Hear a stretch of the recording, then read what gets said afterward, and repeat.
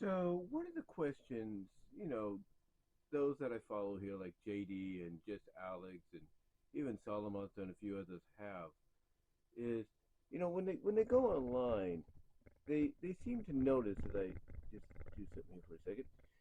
They seem to notice that they're getting a lot of different people out there that are pretty much, as they would put it, taking what they say and twisting it out of context.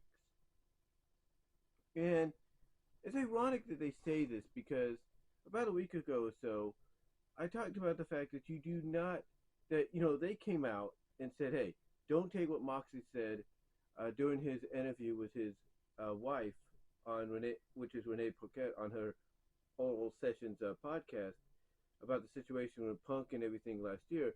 Don't take that out of context. And yet, people are taking what happened on Raw a week ago out of context without knowing the full story. And the story pretty much has changed, every now and then. The only thing people say is Vince was sitting in between, Bruce and Triple H. But does that mean he was calling the shots? Does that mean he was doing this or that? We don't know. But, all we know is it fell on that. Long story short, the story kept changing days after Raw happened, the Raw after Mania. So it's like, they took a situation that may or may not have been true in some aspects and they took it out of context, especially some of the reporting. Now you have them coming out and wondering, and asking, hey, bro, why are you taking what I said out of context? I never said I was like that. I never, showed that I favored AEW over WWE or vice versa or whatever. Why do you feel I'm this way and that way? Now they're wondering why people are like that, and it's quite simple. It's because they're trying to get you. They're trying to catch you. They're trying for that. They're trying to get that one moment of slip up from you, so that way, when that moment happens, they'll have the proof they need to show the world. Aha! See, we told you. JD's an AEW fanboy. He's a Tony Khan ass kicker or ass kisser. You know, that's they're waiting for that one slip up, that one major slip up. That is what they're waiting for. That is what they're waiting for. Same with just Alex. They're waiting for the moment where he slips up, and people are like, "Aha! See, we told you, Alex. He's an AEW ass kisser. He's a Tony Khan ass kisser. Ha ha ha! We got you." Hold on.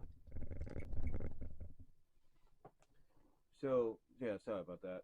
That was the phone. I just got a phone call there, but anyway, like I was saying, basically, basically, long story short, in my opinion, that's what they're wanting to do. They're waiting for someone like Alex Hicks.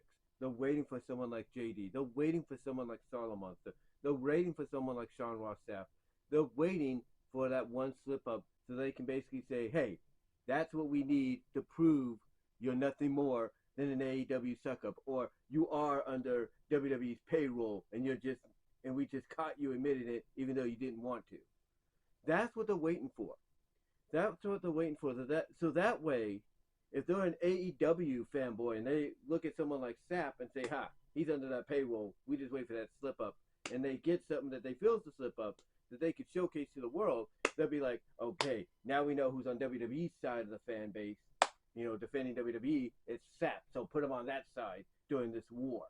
And then when they would look, and then if they're a WWE person and they accuse JD or Alex or Solomon for sucking up to Tony and being an AEW ass kisser, they could be like, aha, there's that moment we were hoping for, even though they didn't intend it to be, showcased or, have it, get out. We got them.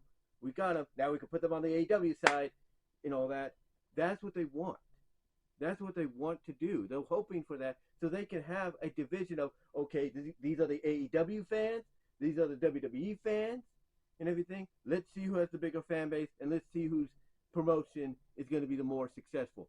That's what they want to do. That's why they always try to twist the words and take what people like JD and Alex say out of context, because of the fact that they're trying to catch you in the act. They're trying to catch you in a major slip up.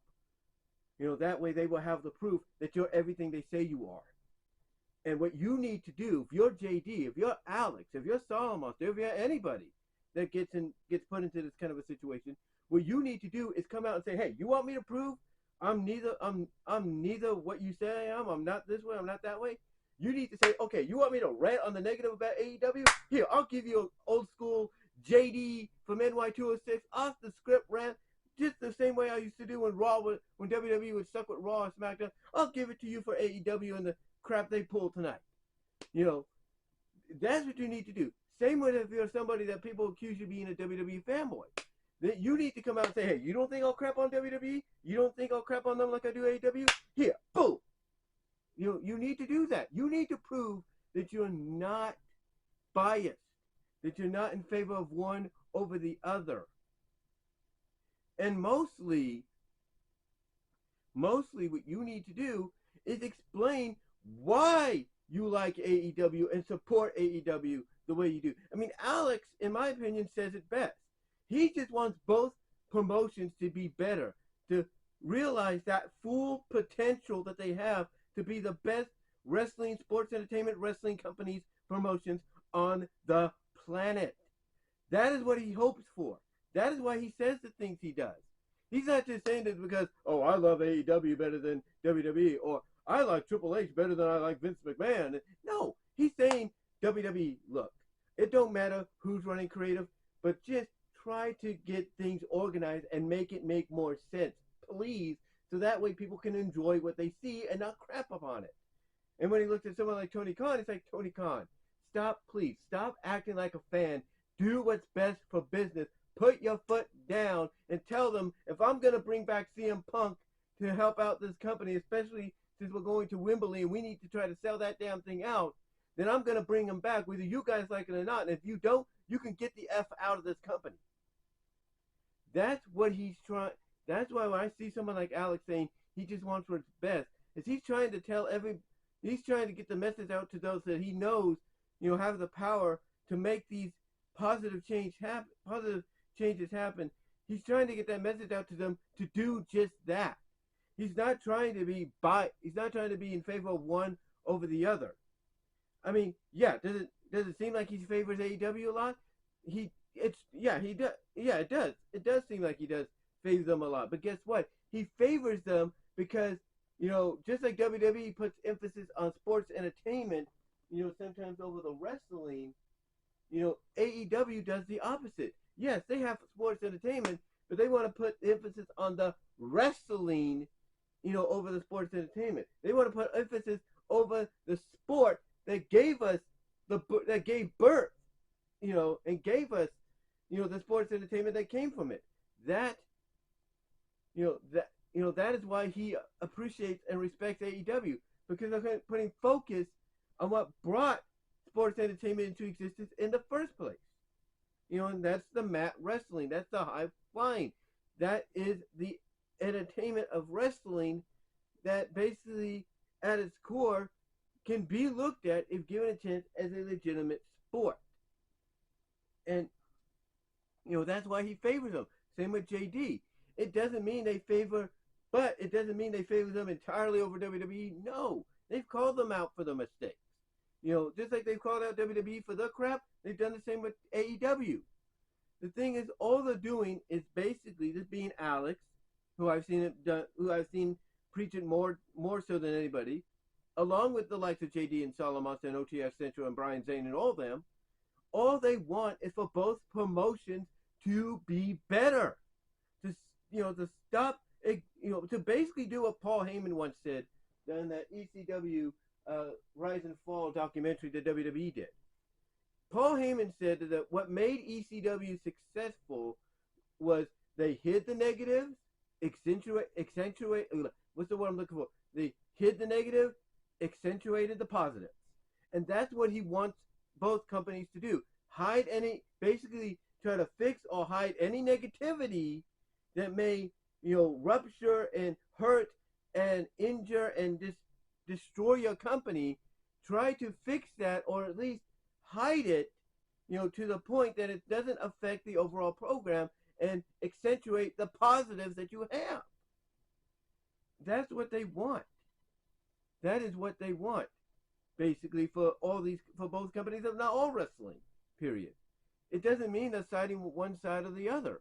But again, that's why you have these people that call them out on social media, take what they say out of context or what they speak of out of context.